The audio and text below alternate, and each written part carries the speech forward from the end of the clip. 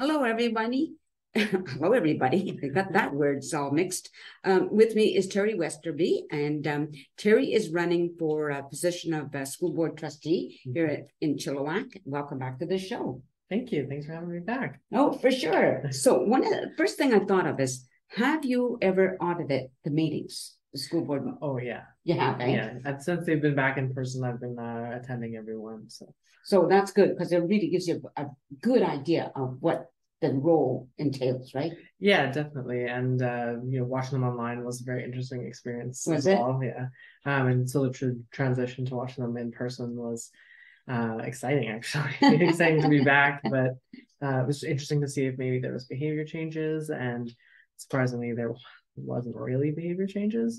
But I expect a certain level of professionalism from everybody, and Yes. uh, It's not always the case, unfortunately. No. Yeah. I always wonder why people get into those positions, because I've been on a number of councils, not school board, but, it doesn't matter whatever it is, right? And always wonder why people who want to push their agenda so strongly stay on those positions. But anyway, what would you like to see let's assume you're elected.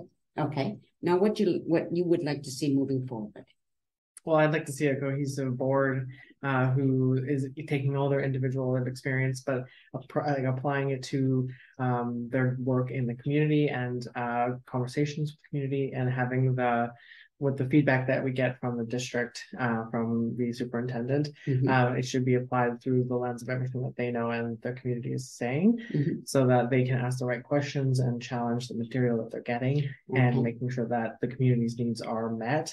And that everything we do moving forward is up to speed with exactly what the community is asking for, rather than just going ahead with what the people in charge want and not listening. Yeah, right. It's important to listen, isn't it? Yeah.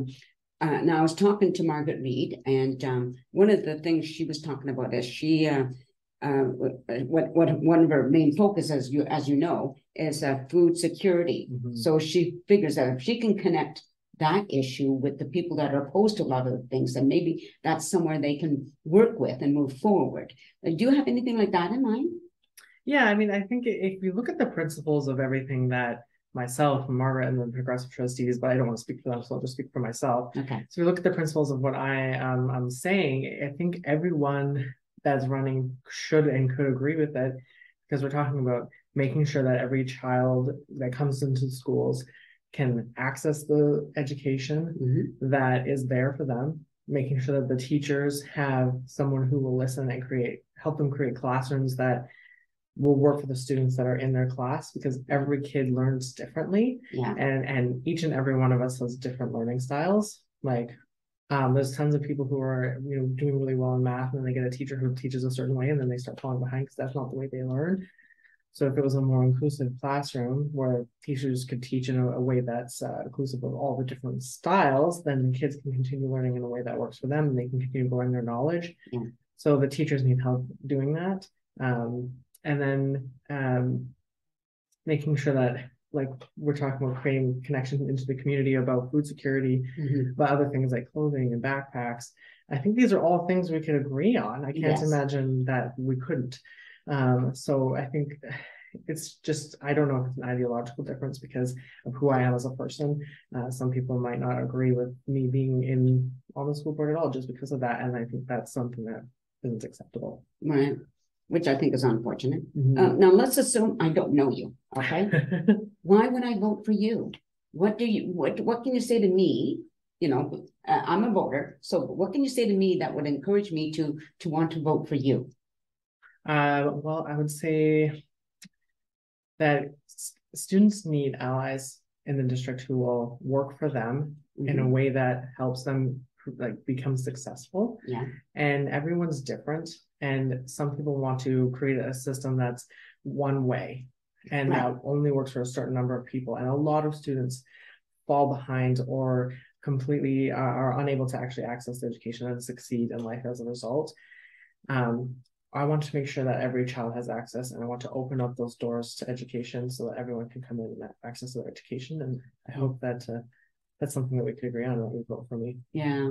You know, I had Willow on the show, and one of the things I was telling her, like when I went to school, which is way back, it was just one way in the classroom. Mhm. So it was, and the classrooms were at that time, teaching was for the average child. So if you were highly intelligent or if you were slow, it was just too bad.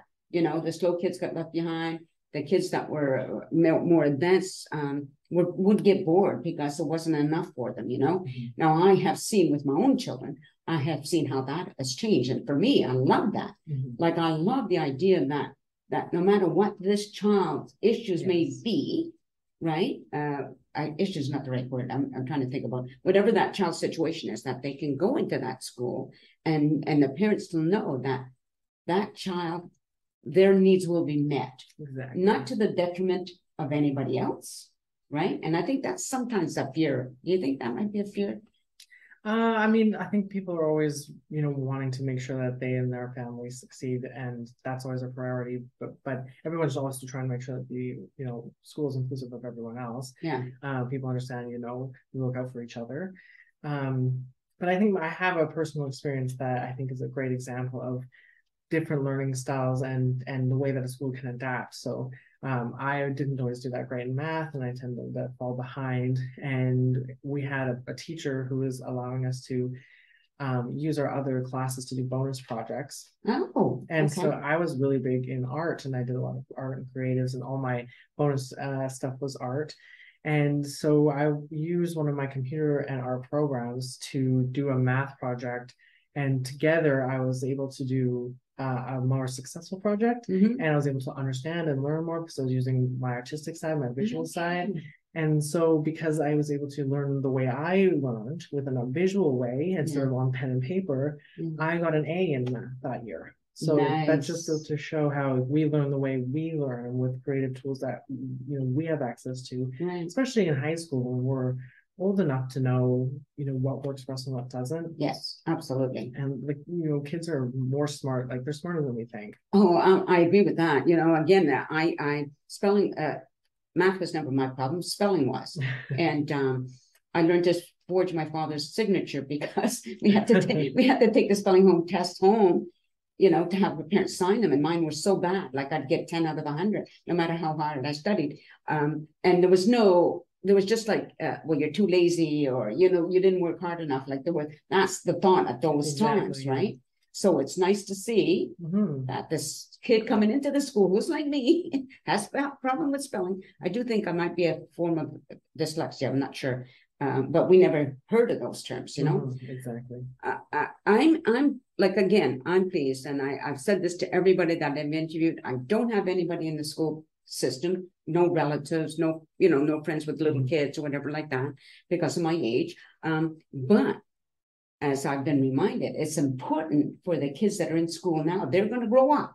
Oh, yeah. Right. And they're going to rule. They're going to be like in the government or become lawyers or doctors, or we want them to. Exactly. Right. So they have to have the best access. And even then, like when they do become doctors, we want them to have and be able to bring their lived experience and have a different take on it so that when people come into this hospital system, they are able to treat them in a way that's equitable, and they're able to bring that lived experience with it, and that representation matters. So we don't just have homogenous doctors and nurses, and we are able to have a more complex and holistic healthcare system, and that starts with a holistic education system. Yeah, for sure. Now you've done a lot. You've been very involved with the community, right? What do you do currently for a living? I work with United Way. I'm a high neighbor community builder for the Sardis area, which means that we fund and we work with anyone in the community who wants to put on events, initiatives like knitting club or a block party. And things that we've already put on is we've just recently done the Sardis Activity Center. They had an open house, and we partnered with them. This Saturday, we're coming up and doing the Water Wealth Run for Salmon. Oh, yes. Okay. But we didn't sponsor that. We're just going to be there. Yeah. So just an example of some of the things that we do in the community. And the idea is to build a sense of connection and belonging and make sure everyone feels welcome and that they have a sense of purpose. So, right. Yeah. Like I wanted you to talk about that purposely so that, again, if nobody's heard anything or what you do, that they get an idea that, oh, yes, you are out there in the community. Yeah, and my time in the community is actually the big reason why I'm running, is because what I've been hearing is the school needs more allies in there working hard to create this progress, because we know we've done some things that are great so far with the 4 progressive trustees that have been working hard lately.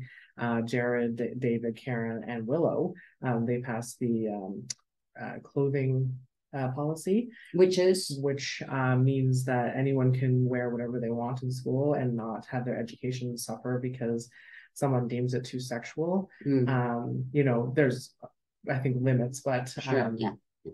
It's no longer punishing, especially girls. But I recently heard there was a boy who was sent home for wearing spaghetti straps. So it's definitely not a gender issue.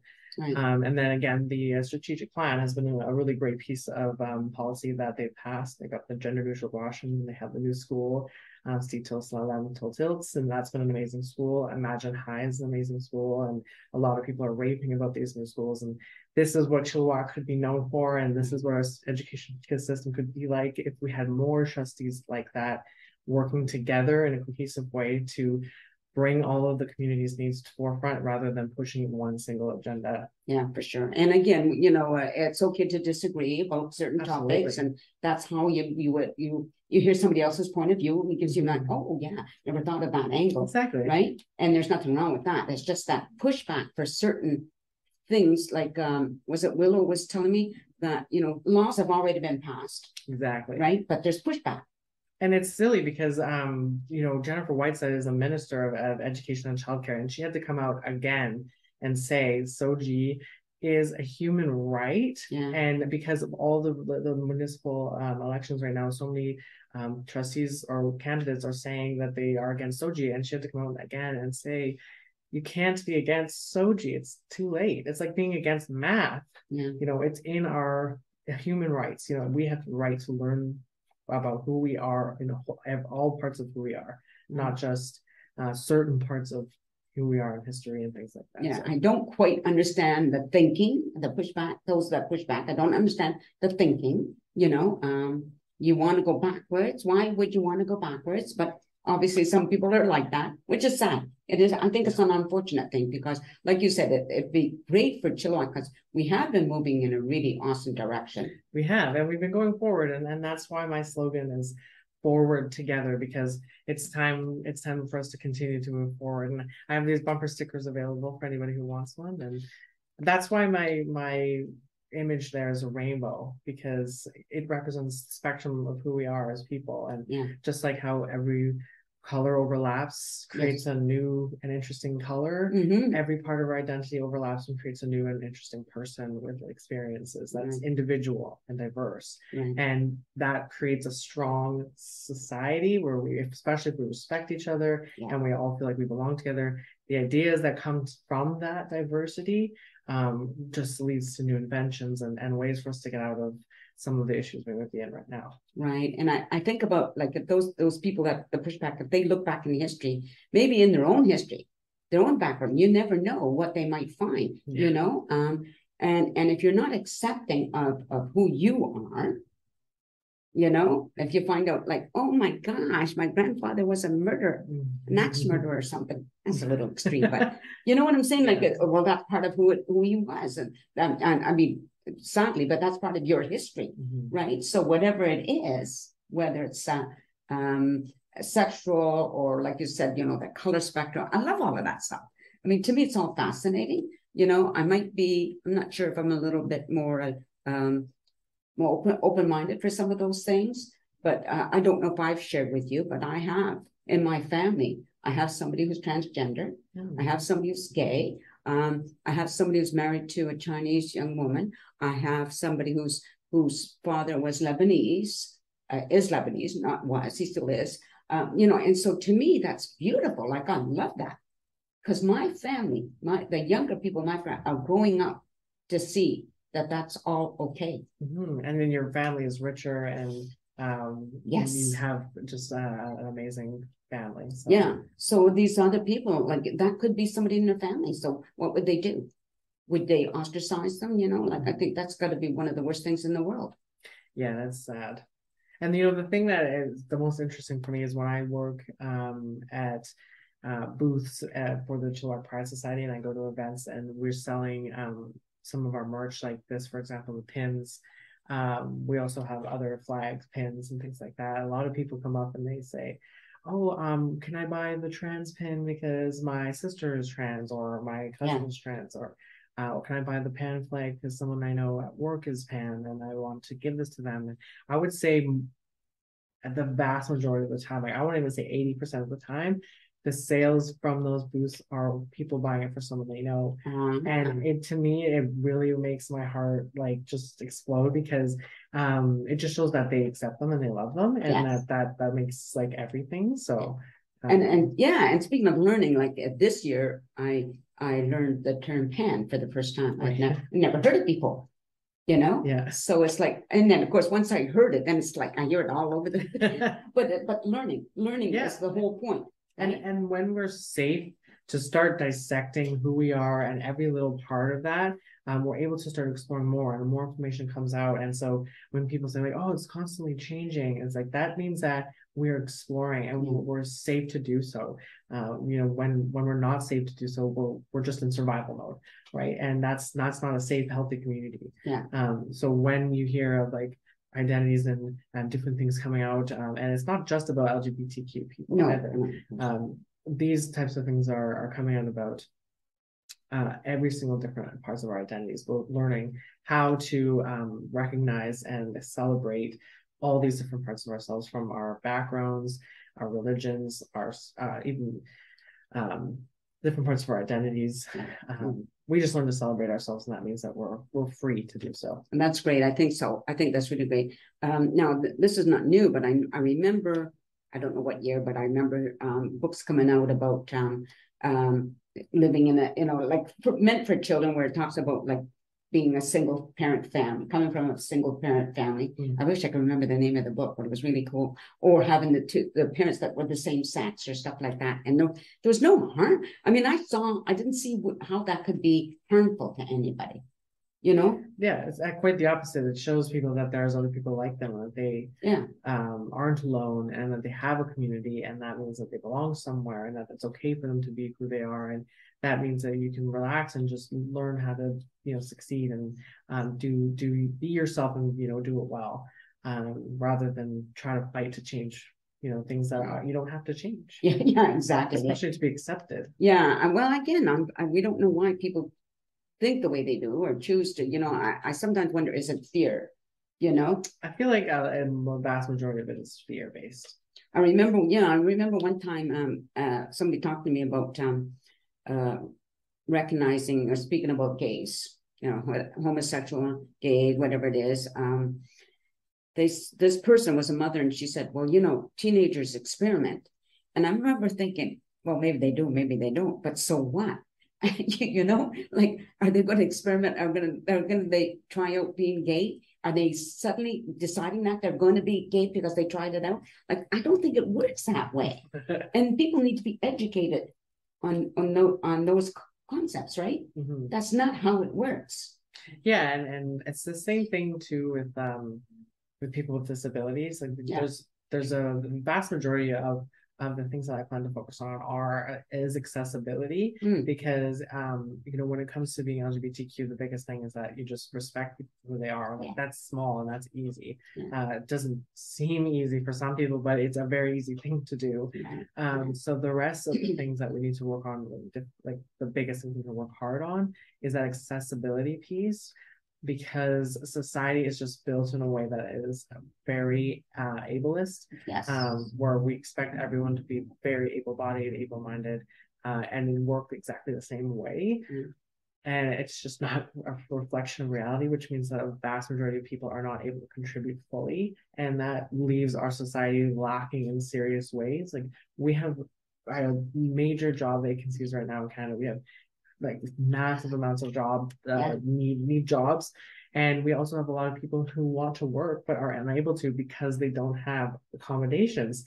And very simple accommodations could all of a sudden make a huge workforce have access to jobs, and vice versa, jobs have access to workforce that are fully capable. And that's the same thing with school. Like school and education could be more accessible to more people, if it had more accommodations or was built in a way that wasn't so ableist. Right. Yeah. So how do you convince people about that? I think it's obvious when you take the time to explain it. It's just like you're saying, people need education on these things because a lot of people blame other people for having disabilities, and they even get painted with words like being lazy. Like especially with people with cognitive disabilities like ADHD. Like I have ADHD, and a lot of times there are people who say like these tendencies are make you lazy or make you like inconsiderate, like if you forget things, because that's quite common, right? Yeah. But you try to do your best to use tools to remember things, and but those are the types of ableist viewpoints that they look on people with mental and cognitive disabilities. So, and even the word disability is not necessarily correct, because it's like I have glasses, or you have glasses. I've had glasses since I was 5. If I did not have glasses, I would be disabled. I couldn't read or couldn't drive. I couldn't do school. I couldn't learn. I couldn't work. And it's something as simple as, optometrist, that's not simple, but it's something that you have access to. Yes. And glasses are a very easy thing that's a personal tool that I can use to now have full access to the world and be an equal player in this world. And that's a good example of many ways that people with disabilities could just participate in our world if it changed. So stairs versus a ramp is a good example. But even things like text messaging was developed originally for people who couldn't hear. Oh, is that right? Yeah. Oh, okay. Well, and now it's the worldwide accepted best suggested way of communication. 90% of people prefer text messaging. I'm one of them. So I think that it's a prime example of how if the world can change, then the more people can access it, and then our world can become more diverse, more accepted, and a bigger, better place, and can go in better places. And maybe we could get out of some of the issues we have facing us today. I was just thinking as you were talking, some issues are more acceptable than others. Like I have social anxiety. I think I told you that. I have social anxiety. That's not a big issue to people, right? But if I was, I don't know, something else, whatever, it's like, okay, what is it? ADHD. There you go. That's a problem. I have problems with acronyms. Then, like you said, I would get labeled a different kind of label. You're lazy or whatever like that, So it's okay to be social acceptable is what you're telling me, but it's not okay to have ADHD. Yeah, and then it all depends on like how things manifest in society and how society looks at you. And just as much as sometimes my ADHD tendencies could get painted as like lazy or forgetful or just inconsiderate, the other side of it is someone like my power, it becomes a superpower. For example, I'm able to carry a lot of different roles and continue working on things I'm passionate about because of my ADHD. I hyperfixate on things and I get a lot of things done really quickly. And a lot of people are amazed, like, wow, I don't know how you do all this. And it's like, that's ADHD. So I get both sides of it. And I think if society started viewing the positives of the differences in all of us, we would be a better place. Right. By the way, I'm just going to throw this in because it's got nothing to do with any of it, but it was just interesting because I was listening to it. I'd watched the show called Dr. Paul, and he was saying animals don't have disabilities. If a dog or a cat loses a leg, they heal and they move on, right? They're not treated any differently. Mind you, if they needed something special like that in order to eat or whatever like that, they would have that. But we tend to put people with disability in a certain kind of category that's not always a positive thing. And we shouldn't be doing that. It's not their fault that they're that way, whether they're born with something or they had you have cancer, you might lose a limb or something. It's not a choice you made, so if we just need to all be more open. I agree. And supportive of each other. Supportive. Now we're going to end it right there because I like that comment. So thanks for watching, everybody.